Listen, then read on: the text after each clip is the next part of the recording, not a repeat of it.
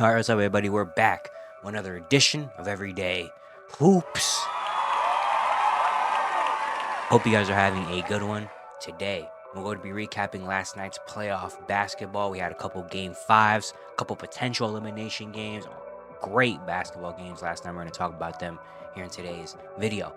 Thank you guys for the views on the videos and the shorts recently. I really appreciate it. If you do like the content around here, consider subscribing, like, turn notifications, stuff like that. I'd really appreciate it. It really helps out a lot. Join the membership. If you want to learn more about the membership, there's a video on my channel explaining all of it. You can go back and watch that. Link to my Twitter, TikTok, stuff like that in the description down below. And yeah, don't waste any more of your time. Let's get right to it. So the first game of the night, Knicks 76ers game 5. The Knicks at home with the potential to close this series out. And man, I mean this has been the best first round series this so far. Like, I think unanimously, this has been the best first round series in terms of entertainment. The games we've gotten is just ridiculous. The physicality, the extracurriculars, like everything has just been amazing about this series. And last night just encapsulated all of that in this game. Like it was back and forth. The Sixers had a big lead. The Knicks came back in the second quarter, held the lead at halftime. Third quarter, the Sixers kind of took the lead back again. It was really close. Fourth quarter, it was going back and forth, back and forth, back and forth. And then the Knicks kind of took over. Miles McBride hit that shot to go up 6 with like 30-ish seconds left. And it was like, well, there we go. Knicks are moving on to the next round. And all of a sudden, Tyrese Maxey, who had been amazing that entire second half, just says, I don't want to go home yet. Puts on a cape, puts on his Superman cape, hits a 4-point play to make it a 2-point game. They come down the other end. Josh Hart goes 1 for 2 at the free throw line. They come down again. Tyrese Maxey from half court hits the 3 to tie the game. We go to overtime, and then Tyrese Maxey and Joel Embiid carry the team, and the Sixers somehow end up winning this game 112 to 106 and keep their season alive. Just ridiculous stuff. Very similar to game 2, where everyone thought the Sixers had it in the bag, and then the Knicks, some miracles happen. The Knicks come out and win. Same thing happened here. Everyone thought the Knicks had it in the bag, and the Sixers come out and just steal it from them. And now it's a 3-2 series. Tyrese Maxey, phenomenal. I mean, he's been phenomenal this entire playoff series. And last night was just ridiculous. 46 points, 5 rebounds, 9 assists, 17 for 30, 7 for 12 from 3. Ridiculous shots. The second half, he had 26 points. He had 17 in the fourth quarter. Like he was ridiculous, ridiculous. He has been a superstar so far in this postseason. He's played like a superstar, and last night showed it. The shots he hit, the ridiculous things he was doing. Every time Philly needed something, he was the one that came out and did it. Like it was ridiculous. So Tyrese, Joel Embiid, not the best game. He did have 19, 16, and 10 with 4 blocks. He shot just 7 for 19, 9 turnovers. Didn't shoot the ball well. A lot of turnovers, a lot of just bad passes, not great plays. Wasn't shooting the ball super efficiently. But when it mattered, he got there. He made some good defensive plays near the end of the game, especially in overtime. He got that block on Jalen Brunson. He was making the right reads sometimes, especially late in this game when they really needed it. He came through. So even though statistically he didn't have a great game, and if they did lose this game, there was definitely already being a lot said about Joel Embiid after this game. But they won. So at the end of the day, they won. Tobias 19 and 8. Kelly Oubre had 14. He was big in that fourth quarter overtime as well. Hit some shots, and yeah, the Sixers steal this game. They didn't look the best out there. Didn't really get much from their bench. Kyle Lowry didn't score in 26 minutes. Um, to even like, yeah, Joel Embiid, Kelly Oubre weren't shooting the ball super efficiently. But when it mattered the most, the last couple minutes, Tyrese Maxey put the team on his back, kind of put life back into this team, and then we got to overtime, and that's when they really started clicking on the defensive end and on offense. It's just the last couple games feels like in the fourth quarter, they go on like 3-minute stretches where it's just like bad, like nothing's happening. They're turning the ball over, they're missing shots, like it just doesn't look good. And the Knicks capitalize on it. So they just got to clean that up. But Tyrese Maxey saves them, and they get at least one more game this year in Philly. Man, for New York, this is a tough one. This is a tough one. Again, kind of similar to what the Sixers felt, getting a taste of the Sixers medicine. That happened in game 2, where you were 30 seconds away from going to the next round, up by 6, and then somehow you lose in overtime. It's just like quick whiplash of like what just happened. Jalen Brunson, 40, 15 for 32, 4 for 11 from three. He did make that play in overtime where he did try to do a sidestep. He pulled the three on Nick Batum, but the last second he tried to pass it over Isaiah Hartenstein. Isaiah Hartenstein wasn't ready. Everyone in the arena thought he was shooting the ball, and Brunson passed at the last second. That was a turnover, not the best turnover right there. Definitely in overtime, you could tell kind of the fatigue was setting in. He was trying to get to the bank, trying to get to the free throw line. Wasn't really working, but he still had an amazing game. Hit so many big shots in the fourth quarter. That were big. Josh Hart, 18, 9, and 4. He didn't miss the free throw, which is tough. OG had a really good game as well, 17 points. Miles McBride had 14 off the bench. Yeah, but the Knicks, 27% from three. Dante DiVincenzo, third game in a row where he hasn't really shot the ball well. He's 1 for 7 from three last night. Limited Isaiah Hartenstein as well, which is an interesting thing. Only 6.7 rebounds for Isaiah Hartenstein in this game, which is very interesting. Mitchell Robinson, I think, closed this game out a little bit because he did come back and play 25 minutes um, in this game. But yeah, the Sixers, they won on the glass this game, 46-40. That was mostly Joel Embiid had 16 rebounds in this one. Tobias Harris also chipped in with 8. Nick Batum had 8. So yeah, the last couple games the Knicks have been dominating the glass, and the Sixers came out and did that. But yeah, an insane game. Again, this has been the best first round series so far of the playoffs, and just exciting that we get one more game at least of this. But the Sixers, they need to come out with more. They need to execute in the fourth quarter. At the end, like they need to execute in the fourth quarter. The last couple games, the fourth quarter has just not been good for them. And that's a lot. A little bit of it also is Joel Embiid. The last couple fourth quarters, he hasn't played well, but that's also because game four, he did not sit the entire second half. You could tell he was tired. And then this game, he almost didn't sit the entire second half. Nick Nurse took him out for like a minute in the fourth quarter. But yeah, and we know Joel Embiid, what he's dealing with the injuries and stuff he's dealing with, and his conditioning is not great. And you could definitely see that late in the game. So I guess they gotta find a way to manage that, but it's also tough to take him out because when you do take him out, they have not been good since taken out, and their season's on the line. So it's like it's tough. It's a tough like kind of back and forth conundrum that you have. But at the end of the day, they won Game 5. Shout out to Tyrese Maxey for a ridiculous performance, and now they live to see at least one more game in Philadelphia.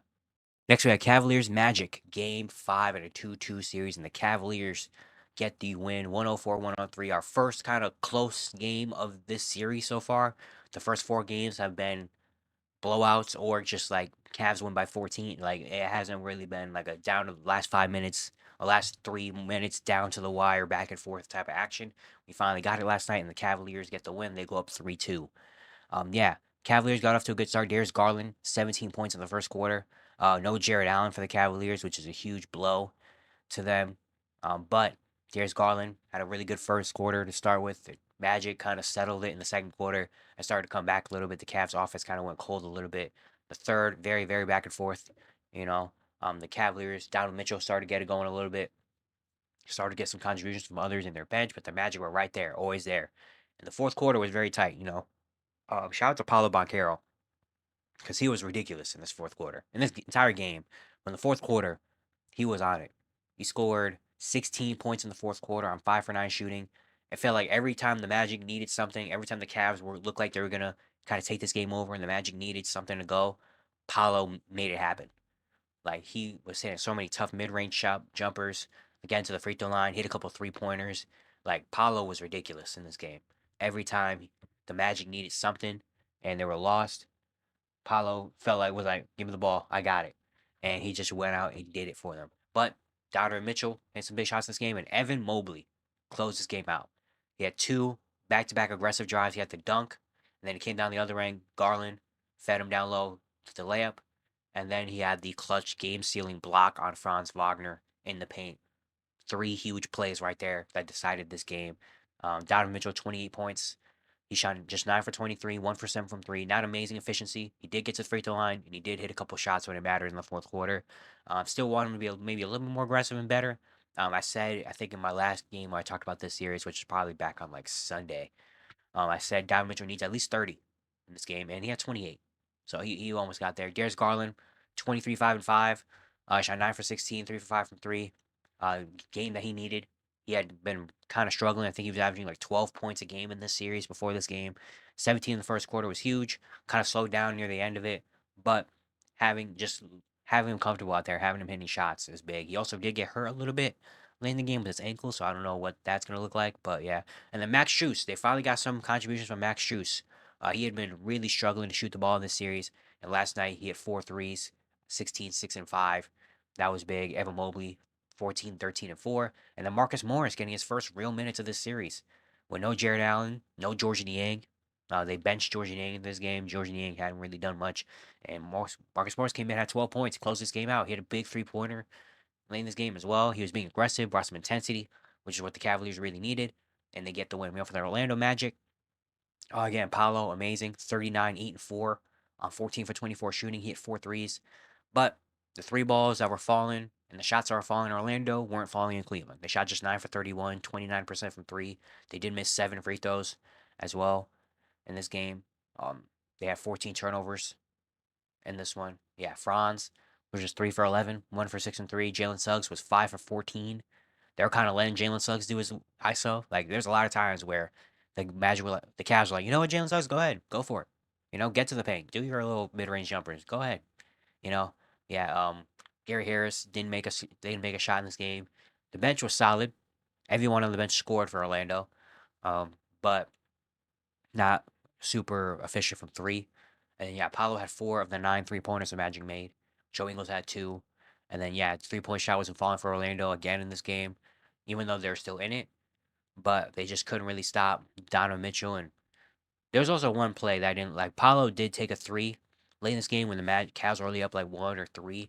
I don't remember exactly how much, but Paolo did take a deep three that was questionable. I didn't like that shot. But he took 1 3 that even Jim Jackson said on the broadcast, he was like, he could get that at any point he wanted to. He was killing in the mid range and getting into the paint and stuff. And he took a deep three that was like not a good shot. And that's what led to I think that's what led to then Evan Mobley getting that layup to go up 3. So yeah, didn't like that shot. But the Magic fought hard. We go back to Orlando for game 6. And so far in this series, the home team has won every game. We'll see how it looks in game 6. For that game, they need Franz Wagner. Before previewing this series, before the series even started, I said if Franz Wagner can lock into that shooting and be like a 20-25 point scorer, then the Magic could be, that would be big for the Magic. And you see in the series, when he does have good games, they've won. Like the 2 games in Orlando, he was amazing. And they won those 2 games. And in this one, 3 for 11, 1 for 6, not going to get it done. So they need Franz Wagner to step up and be that number 2 to Paolo Banchero. If Franz Wagner hits 2 or 3 more of his shots, they probably win this game. So they need Franz Wagner. But for the Cavaliers, just need to, make the big plays. Jared Allen hopefully can come back for game 6. That's going to be huge. But yeah, if Max Strus can keep this shooting going and Marcus Morris can keep providing this energy off the bench, that's going to be big. And they also still need Darius Garland to keep being on the attack like he was in this game. But yeah, this series is going to go long. I like it. And the final game of the night, we had Pacers Bucks game 5. Pacers on verge of eliminating the Milwaukee Bucks, and the Bucks come out and smoke them. The Bucks come out undermanned, no Giannis, no Dame. They come out and smoke the Pacers. They win 115-92. The Pacers got off to a great start in the first quarter, up by as many as like 10 points. They started off really hot. And then from then on out, the Bucks just took this game. Outscored them 30-17 in the second, 34-19 in the third, and dominated them for the rest of the game. Milwaukee just played harder. They played harder. They played with desperation. They played like their season was on the line because it was. And everybody came out and everybody did their thing. Chris Middleton has been amazing so far in this postseason, especially the last 3 games. 29, 12, and 5 on 9 for 20 shooting. He was amazing. Bobby Portis, 29 and 10. There's a report that came out that said after game 4 where he got ejected in the first quarter, he apologized to the team and said, I got to be better. And yeah, I think a lot of people knew, like, dang, he could not afford to get ejected in that game because the Bucks already didn't have Dame and Giannis. And now without Bobby Portis, it was tough. And Bobby came out and played today. Malik Beasley back in the starting lineup. He had 4 3-pointers. He had 18 points in this game. Pat Bev, 13 points and 12 assists. Brook Lopez had 12 points. Pat Connaughton had 9 off the bench. Like, everything was going for the Bucks. Everything was going for Milwaukee. They were playing like a team. They were playing with effort. They were playing with intensity. And once it got to like mid third quarter, they started breaking the game open. Bobby Portis was dominating on both ends, offensively and defensively. He did an amazing job on Pascal Siakam. Malik Beasley was confident in his shot. Chris Middleton was just doing his Chris Middleton thing. Pat Bev, 13 and 12 assists. When's the last time Pat Bev had that stat line? He was a plus 36 in this game. So yeah, everything was going well for the Bucks. For the Pacers, just didn't really have it. They only had 25 assists in this game, 31% from three. They missed 5 free throws. I think so far in the playoffs, they've been the worst free throw shooting team in the playoffs so far. Tyrese Halliburton, 16 points. He shot 6 for 14. Miles Turner was 6 for 9. He didn't really get as many shots as I feel like he should have. Andrew Nembhard was just 6 for 12. Pascal Siakam, 5 for 12. He was 1 for 5 from the free throw line as well. Aaron Nesmith was 1 for 5 from three. The bench, Obi Toppin did a little bit. But besides that, like TJ McConnell was 3 for 10. Ben Shepherd hit a couple threes, but he also fouled a lot. It was tough for the Pacers. It was not an Indiana Pacers type game. Milwaukee was kind of the one doing it to Indiana, where they were running up and down the court. They were firing from three. They were getting so many assists. They had 23 assists in this game. Dominated on the glass as well, with 44 rebounds to 36 for the Pacers. So yeah, the Bucks, all the credit in the world to the Milwaukee Bucks. They came out with intensity. They came out with desperation, with heart, played hard, and just flat out were better than the Indiana Pacers in this game. Indiana, tough loss, because that was the moment right there. Indiana had to take advantage of that moment. Game 5, no Giannis and Dame for this game. We were one win away from just, stepping on their necks and just sending them home. And they came out flat. And Milwaukee, credits to them, they came out hard. And now they talked about the entirety of the game that there's potential that Dame and Giannis could come back for Game 6. And if they do come back for Game 6, or at least, I'm not really expecting Giannis, but I am expecting Damian Lillard. I'm expecting to see Damian Lillard in Game 6 at least. I don't know, maybe Giannis if he really wants it, but I'm expecting at least to see Damian Lillard. And that, of course, gives so much to the Milwaukee Bucks, and with the way Chris Middleton's playing, the way Bobby Portis is locked in right now, and just this just gives the Bucks a whole lot of confidence. Like guys like Pat Bev, Malik Beasley, bro, this gives all them confidence now of just being like, dang, we beat them without Giannis or Dame. Imagine if we had Giannis and Dame. So yeah, when Giannis or Dame comes back, they're gonna have all the confidence in the world now. So yeah, the Pacers might be in trouble. The Pacers might be in trouble because even in Game 4 when they did win that game, without Giannis and Dame, it wasn't like a breeze. Like it wasn't a win like this. Like the Bucks were in that game until like 4 minutes left in the fourth quarter, where Indiana just kind of took it over. And Milwaukee didn't have enough left in the tank. But even that, like Game 4 without Giannis, without Dame, and without Bobby Portis for 99% of the game, like the Pacers weren't breezing by the Bucks. Like the Bucks were in the game for majority of it. So yeah, and then Milwaukee comes out has performance like this in Game 5, just shows how much fight they have in them. And now if Giannis or Dame comes back for Game 6, Indiana might be in trouble. So Indiana has to come out back at home in Game 6, and like they have to lock in. They have to lock in and win, because if they don't win that game, then it could be trouble over there for Indiana. But yeah, it's gonna be it for today. Hope you guys enjoyed. Once again, enjoyed the content around here, consider subscribing, like, turn notifications, all stuff like that. I really appreciate it. It really helps out a lot. And yeah, I'll see you guys tomorrow.